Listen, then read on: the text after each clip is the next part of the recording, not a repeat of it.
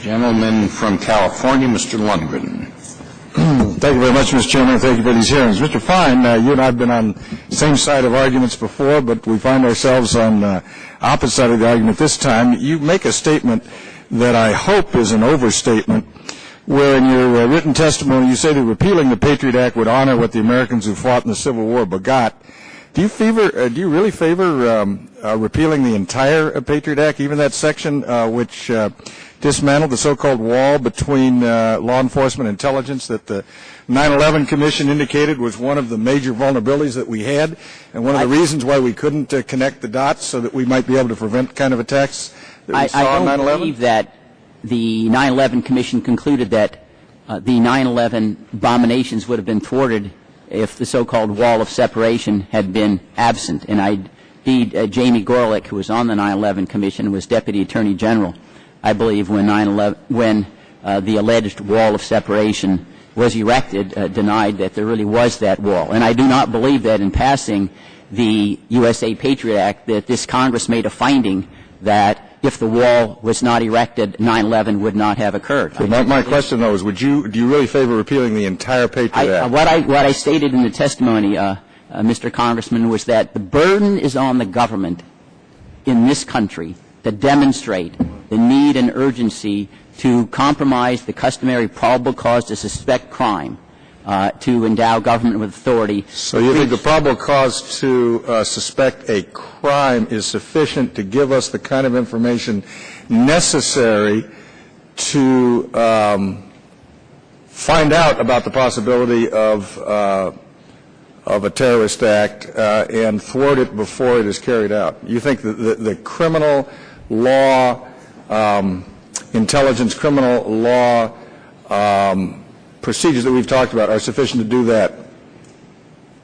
I believe the Constitution places the burden on government when it wants to encroach on liberty. No, I understand that, but I'm saying to you, are you telling us that what we have are sufficient to thwart terrorist attacks as opposed to gathering the evidence after an attack has occurred to be able to convict those who may be involved in it?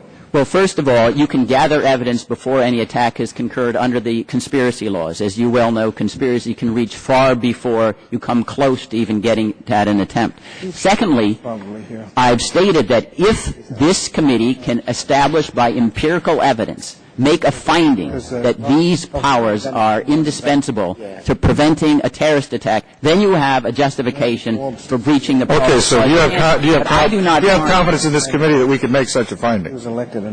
Ordinarily, findings should not be made out of trifles light as air. I mean, you've got to make I guess your answer is no. So that's probably I guess you don't trust us to be able to make that finding.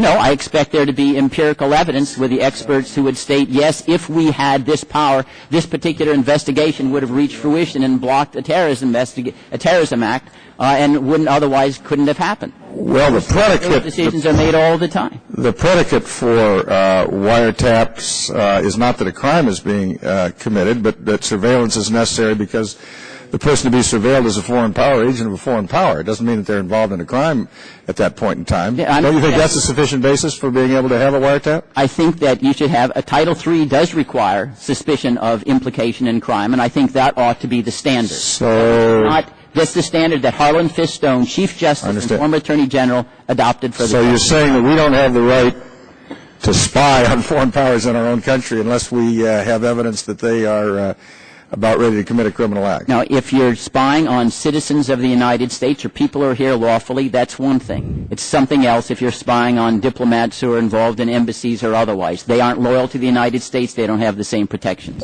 And the definition of a U.S. person in this act is someone who's a citizen or someone who is a permanent resident alien. Other people are allowed under this, but those are not. Mr. Mullins, you've had more than a slight participation in the criminal justice system. Are you satisfied that the criminal tools that are available to law enforcement are sufficient, that we don't need the Patriot Act in our anti-terrorism efforts? Not at all. Well, why is that? I mean, you use that every day. If I listen to Mr. Barr and Mr. Fein, You should be very satisfied with it. You guys are professionals. You know what you're doing. You've been able to do a great job in the city that you represent. Why do we need this? The gentleman's time has expired.